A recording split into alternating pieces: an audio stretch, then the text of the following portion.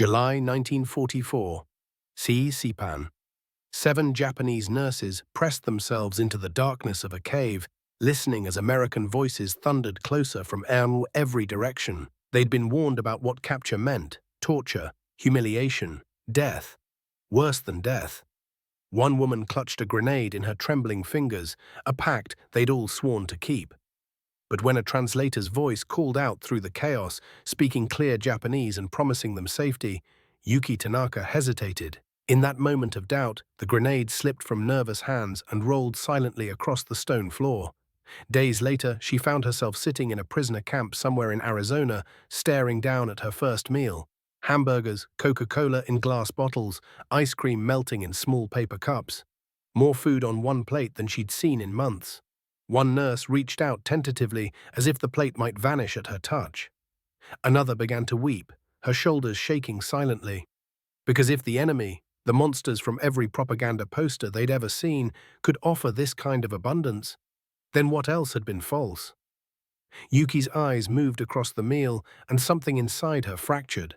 Not with relief, but with rage. Mercy from demons meant every truth she'd known had been corrupted from the very beginning.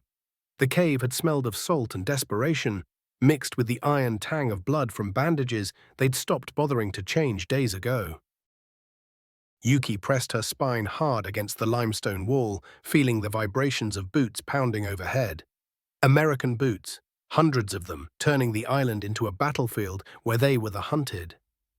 Around her in the suffocating darkness, 6 other nurses huddled together. Their once white uniforms had faded to grimy grey, hanging loose on bodies worn down by weeks of running through jungle and caves. Their faces had hollowed until they looked like ghosts of themselves. Outside, someone barked commands in English. The words meant nothing to Yuki, but the intent was unmistakable. Victors making their authority known. She closed her eyes, and the propaganda posters came flooding back. Images of Americans with fangs and claws, Americans capable of unspeakable horrors to Japanese women. The officers had never needed to explain what they meant. Their silence said everything. Nurse Kako Matsuda, barely 19 years old, shook silently, her thin frame convulsing with silent sobs. Hannah, the oldest among them, held a grenade in both her palms like it was sacred. 3 days ago, when the American advance had crushed them into this dead end, they'd made a pact. Better to die as Japanese than live as something worse. The word still stuck in Yuki's throat. "It's time," Hannah whispered, her thumb moving toward the safety pin. Then a new sound cut through the noise above. Japanese words, clear, careful Japanese, spoken with an American accent underneath. A bullhorn crackled. "We know you are there. We will not harm you. You will be treated with respect under international law. Please come out. We have water. We have medical supplies." Yuki's hand shot forward and grabbed Hannah's wrist. "Wait. It's a trick," Hannah spat back. "They want us alive for—" If they wanted us dead, Yuki's voice came from somewhere distant, somewhere steady. They'd throw grenades in here themselves. "Monsters don't ask, they give orders." The voice continued, patient and almost gentle. A woman's voice, Yuki realized, her pulse quickening. An American woman who spoke perfect Japanese. The impossibility of it made reality spin. "You have been lied to about what will happen," the woman said. "I promise you, on my honor, you will not be harmed. Please. You've survived this long. Don't let lies kill you now." Kako looked at Yuki with desperate eyes. The other nurses looked too. They were all waiting for someone to choose, someone to bear the weight of this moment. Yuki had always been that person. Even before they fled into the jungle, not because she wanted power, but because she watched and calculated and somehow always seemed to know which direction to run when the shells fell. She thought of her brother Takashi, 16 years old in his crisp uniform, so proud when she'd encouraged him to enlist. Dead now at Iwo Jima. His body never recovered. He'd believed every word they'd told him, died for that belief. "Put it down," Yuki said quietly. "Put the grenade down, Hannah." Hannah's fingers loosened. The grenade rolled across the uneven stone, wobbled, and came to rest against the far wall. No one breathed. No one moved. They emerged into sunlight so brilliant it felt like being stabbed. Yuki raised her hands, squinting against the glare, braced for gunfire. Instead, she saw American soldiers lowering their weapons. A young Chinese-American woman in uniform stepped forward, her face carefully neutral. A private, barely older than Kako, pulled a canteen from his belt and held it out toward them. "Water," the translator said. "It's safe." Every nerve in Yuki's body screamed, trap, poison, trick. But Kako, delirious with thirst, stumbled forward and drank, gulping desperately while Yuki watched for convulsions, for foam at the mouth, for the horrors they'd been promised. Nothing happened. Kako lowered the canteen, water dripping down her chin, and began to cry. The private's eyes held kindness. That was the worst part. He looked at Kako like she was someone's sister, someone worth protecting. He looked at all of them that way. Yuki felt the first crack spider web through the wall she'd built, the wall made of duty and propaganda and absolute certainty that surrender meant the end of everything. They were loaded onto trucks and driven to a processing center where calm, professional Americans took their names, checked their injuries, distributed clean water and rice balls. No one struck them. No one spat. The universe had turned inside out, and Yuki couldn't find solid ground in this new reality. The camp in Arizona rose from the desert like something from a fever dream. Rows of barracks behind chain-link fencing, guard towers at each corner, beyond the wire, mountains that looked nothing like home. When Yuki stepped down from the transport truck, the heat hit her differently than the humid air of Sipan, dry, pulling moisture from her skin, making each breath feel like labor. Through the fence, she could see Japanese men in prisoner uniforms playing baseball on a makeshift diamond. They were laughing. Actually laughing. How could they laugh while Japan burned? Sergeant Frank Morrison met them at the gate, tall, graying at the temples, his eyes measuring everything twice before he spoke. The translator, Corporal Margaret Chen, Yuki had learned her name, stood beside him, military straight posture, her face emptied of expression. Morrison spoke slowly and clearly in English, while Maggie translated each sentence with precision. "You will be assigned to barracks. You will receive 3 meals daily. You may write letters home through the Red Cross. You are protected under the Geneva Convention." Morrison paused, and something like sympathy crossed his weathered face. "We hope you find your treatment here acceptable." Acceptable? The word felt obscene. They'd been taught that Americans would treat them worse than animals, and instead they were being offered letters home and legal protections. The barracks held real beds with actual mattresses and clean blankets. A small table, chairs, windows with screens to keep insects out. Kako touched the bed frame like it might dissolve, then sat down carefully and immediately started crying again. She'd been crying on and off for days, ever since that first canteen of water, as if something inside her had broken open and couldn't be sealed shut. That first dinner arrived on metal trays, carried by prisoners who'd been here longer. Men who looked healthy, almost well-fed. They offered quiet advice in Japanese about how the camp functioned. Hamburgers, someone explained, Coca-Cola, sweet and fizzing in glass bottles that caught the late sunlight, ice cream in small paper cups, already melting in the heat. Yuki stared at her tray. The hamburger was enormous. Meat and bread and vegetables layered together, more food than she'd seen on a single plate in over a year. The other nurses stared too, frozen in a moment that felt impossible. This was more than prisoners should receive, more than civilians in Japan were getting, more than she had eaten in months of running. Hannah picked up the hamburger with shaking hands and took a small, tentative bite. Her eyes widened. Another bite, and another, eating with desperate focus, as if she'd forgotten what fullness felt like. Around the table, the other nurses began eating too, some crying as they chewed, others silent with something that looked like grief. Yuki couldn't move. She sat rigid in her chair, hands folded in her lap, watching her fellow nurses consume American abundance while her brother's face burned behind her eyes. Takashi, 16 years old, believing the emperor was divine, believing Americans were demons, dying at 16 for those beliefs, his body somewhere in the Pacific, never coming home. If this was real, if the enemy fed their prisoners hamburgers and Coca-Cola and ice cream, then what had Takashi died for? What had any of them sacrificed? The rage that rose in her chest was too large for her body. Not rage at the Americans, though that would have been simpler. Rage at the ones who'd lied. The officers who'd sent boys like Takashi to die for an empire that fed its people propaganda instead of rice. Politicians who'd promised divine wind and delivered only ash. Kako looked at her with worried eyes, ketchup smeared on her chin. "Yuki-san, you should eat." "I can't."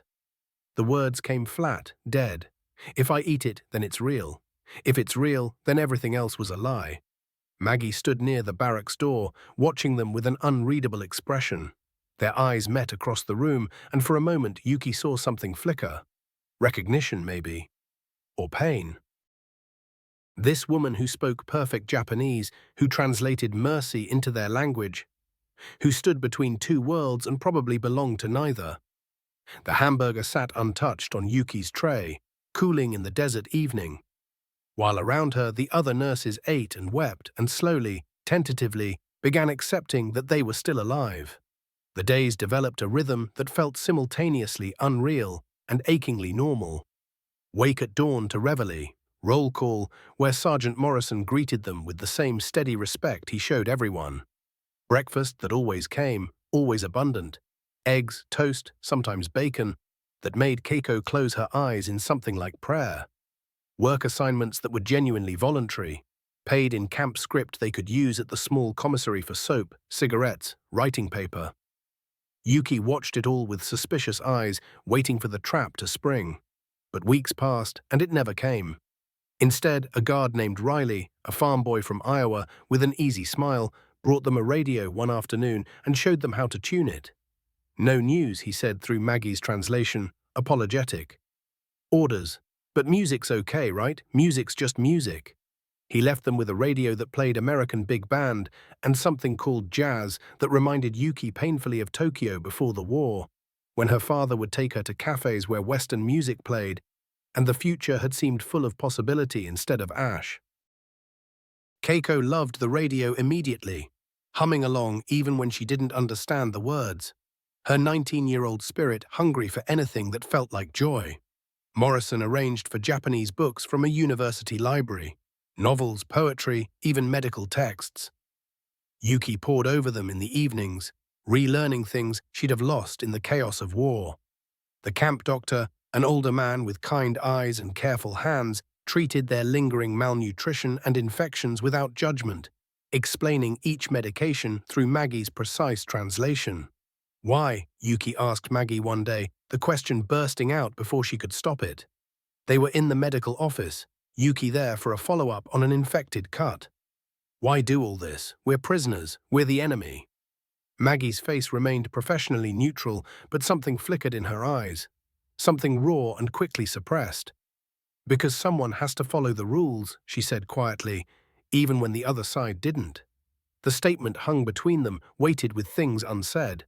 Yuki wanted to ask what Maggie meant, what had happened to make her voice go flat like that. But the moment passed. Maggie returned to her careful formal distance, and Yuki was left with more questions than answers. Through the fence separating the women's section from the men's, Yuki sometimes spoke with male POWs who'd been here longer. One of them, a former corporal who'd surrendered at Okinawa, told her things that made her head spin. 3 meals every day, he said, as if he still couldn't quite believe it. Wages for our work, medical care better than what I got in the Imperial Army. They treat us like we're still human. Japan hasn't surrendered, Yuki said, though her voice lacked conviction now. The corporal looked at her with something like pity. "Listen to what you're not being told," he said. "The war's not going well. Anyone with eyes can see it. But here, in this place, we eat real food. We sleep in actual beds with mattresses beneath us. Nobody strikes us simply for breathing, for existing." He stopped, collecting himself. "I gave 2 years to fight for the Emperor. 2 years that rank among the darkest of my entire life. These past 4 months as a prisoner, they've been the best stretch I've known since this whole nightmare began. What does that reveal about everything?" The question hung in the air between them. Yuki walked back from the fence, feeling untethered, caught between the world she'd been raised to believe in and the reality her own eyes witnessed every single day. Kako had started grinning at the American soldiers. had stepped forward to volunteer in the camp vegetable garden where they cultivated crops. American produce grew alongside Japanese varieties that Morrison had somehow managed to locate and bring in. Watching Kako laugh together with Riley as they positioned tomato seedlings into the earth created a peculiar ache somewhere deep in Yuki's body. Was this what forgetting felt like? Was this how betrayal manifested? Or was this simply survival in its truest form when everything the rules changed? That evening, Maggie discovered her seated outside the barracks structure, gazing upward at desert constellations that bore no resemblance to the night sky she remembered from Tokyo. Without seeking permission, Maggie settled beside her, their shoulders nearly meeting in the darkness. "My father," Maggie began, speaking so quietly her words barely carried on the breeze, "was executed by Japanese troops during the invasion of Nanking. That was 1937. I was just 16 years old."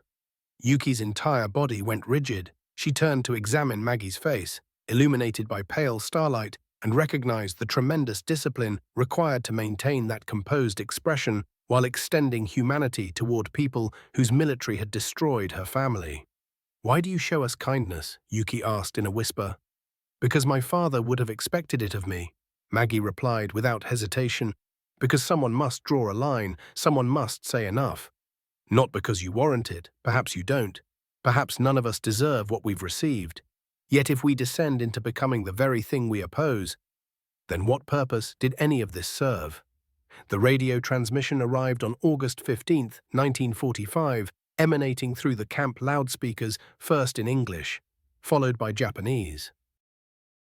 The Emperor himself, his voice thin and formal, articulating words that had never been spoken in the entire history of Japan. Complete and unconditional surrender. The conflict had concluded. Yuki was inside the barracks mending a garment when the announcement came through.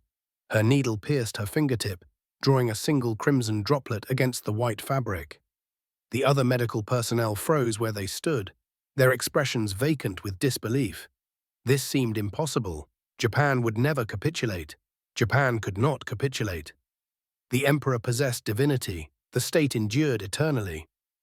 Surrender meant dishonor, meant certain death. This was doctrine. Yet the emperor's voice continued emanating, continued existing in a manner that obliterated every truth they'd constructed their entire existence upon. Through the window opening, Yuki observed the male prisoners in their designated compound. Several wept without restraint, others remained statue-like, eyes fixed on nothing. One individual released a scream, a sound originating from pure despair that sliced through the Arizona air like a sharp instrument. The world had inverted. Nobody comprehended orientation anymore. Morrison appeared at their barracks that next day holding newspapers, American publications containing photographs of obliterated cities showing Hiroshima transformed into powder, depicting the surrender ceremonies at formal proceedings.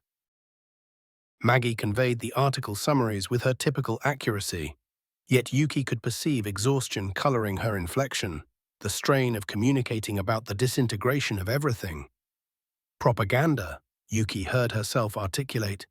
The response instinctive, desperate, American fabrications and deception. Morrison regarded her with something resembling tenderness. "I would prefer that were accurate," he communicated through Maggie's interpretation. "I wish circumstances were substantially different." That night the barracks transformed into a chamber of collective grief, though not for the defeat itself too immense for comprehension, but for the implications the defeat brought into the open.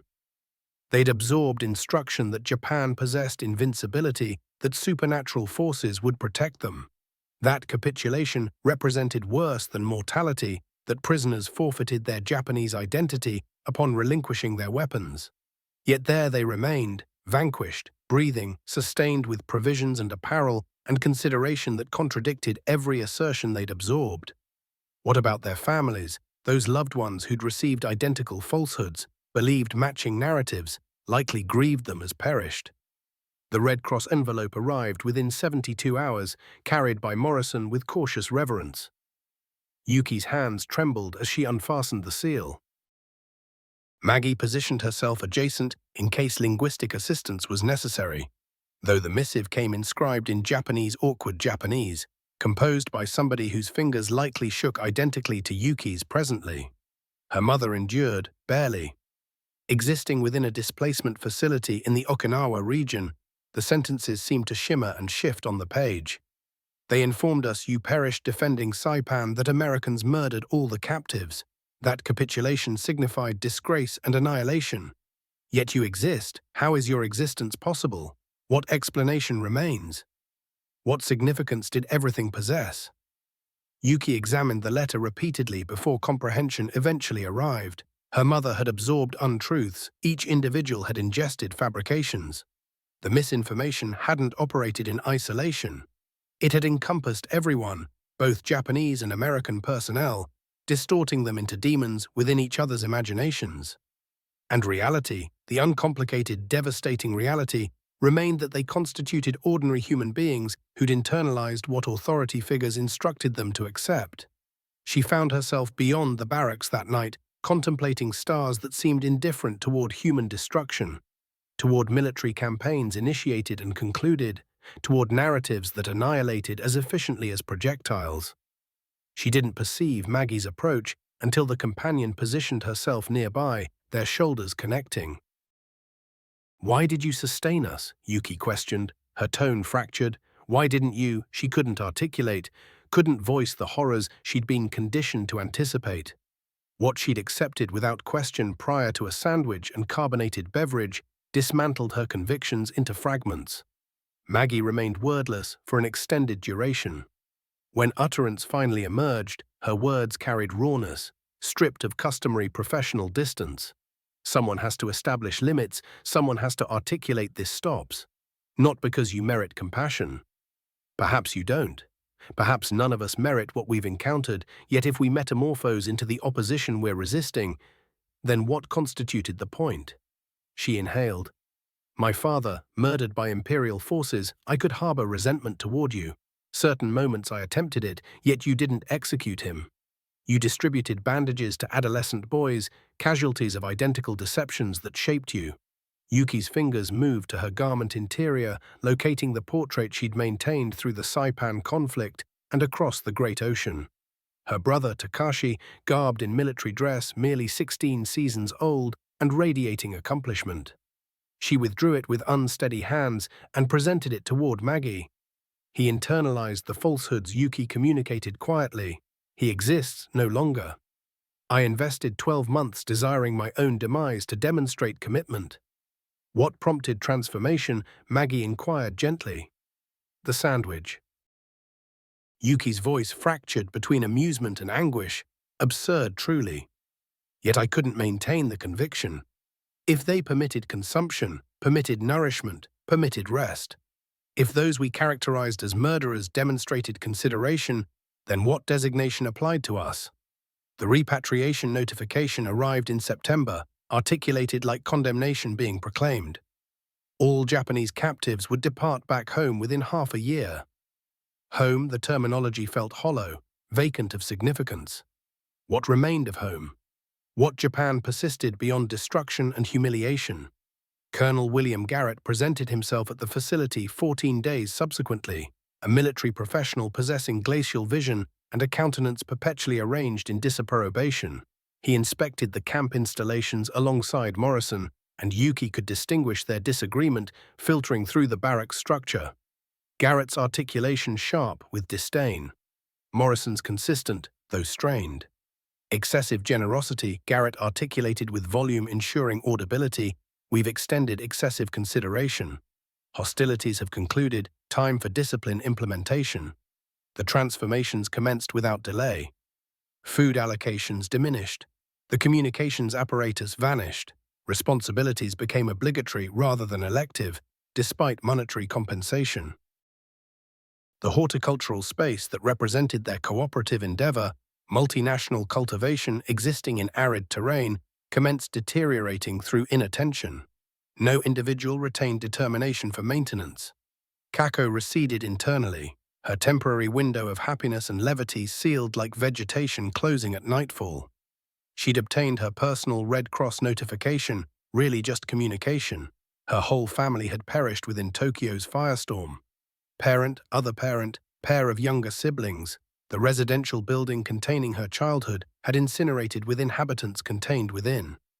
I possess nothing awaiting return, Kako articulated to Yuki during darkness hours, her language thin as fabric. Family non-existent, residence non-existent, existence non-existent. She ceased, and when communication resumed, her phrasing transmitted smallness and desperation. I requested Sergeant Morrison regarding remaining. Employment as a linguistic specialist, something, anything. Yet he communicated legal restrictions prevented. Mandatory return awaits. I shall assist you, Yuki communicated, acknowledging even whilst speaking the hollowness of the commitment. Upon homecoming, we shall know. Kako's response arrived emotionless. Departed, you lack comprehension. I inhabit no location presently, neither Japan nor this location. The Sandwich Epoch. It provided no liberation, Yuki's companion communicated. It transformed us into phantoms. 72 hours afterward, Kako located shattered mirror fragments and attempted wound creation. Riley located her, transported her to the infirmary structure with urgency, implemented direct compression to hemorrhaging whilst summoning medical personnel. Survival happened, but something inside her consciousness did not.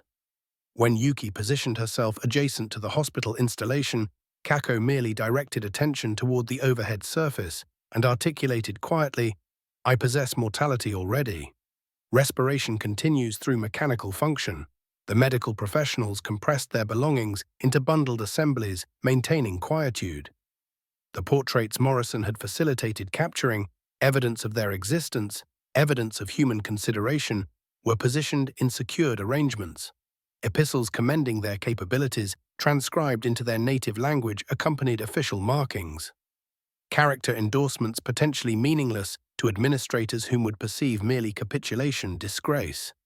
Yuki found consumption impossible. Slumber eluded her. The installation that had formerly appeared restrictive currently embodied the singular protected environment within an environment transformed to chaos. At least here, operational frameworks possessed coherence. At minimum, consideration remained attainable. What materialized in the residence nation remained mysterious. Yet narratives from other homeward voyagers described despair. Survivors encountering hostility, employment non-existent, housing non-existent, forgotten individuals marked by capitulation's stain, where dying would have demonstrated allegiance. Morrison situated himself adjacent to her exterior, the installation one evening, positioned beside the vegetation withering. He didn't vocalize immediately, simply stood beside her, examining the deceased botanical matter that had briefly suggested alternative possibility. I harbor regret, he articulated, via Maggie's linguistic assistance. I performed labor toward preserving what we manufactured here, yet Garrett possesses authority. And I lacked capacity for obstruction, his countenance communicating internal turbulence. Did I facilitate survival exclusively for alternative destruction? Sleeplessness plagues my consciousness. Yuki examined him, this individual who'd exerted effort, sustaining their dignity against frameworks structured for its elimination. You supplied sustenance, she articulated with restraint. You demonstrated that consideration existed as possibility. This amounts to substance, Sergeant Morrison. Regardless of subsequent difficulty, comprehension now exists that destruction isn't predestined. Somebody determined differently, and that held significance. Yet vocalizing these expressions, observing Maggie execute translation with meticulous attention, Yuki questioned her own conviction. The cultivation continued expiring. Kako possessed vacant regards from the infirmary birth. Homecoming approached resembling meteorological disturbance advancing. Sustenance and carbonated beverages possessed insufficient capability to transform what materialized beyond the continental ocean, a nation that would regard their perseverance as humiliation.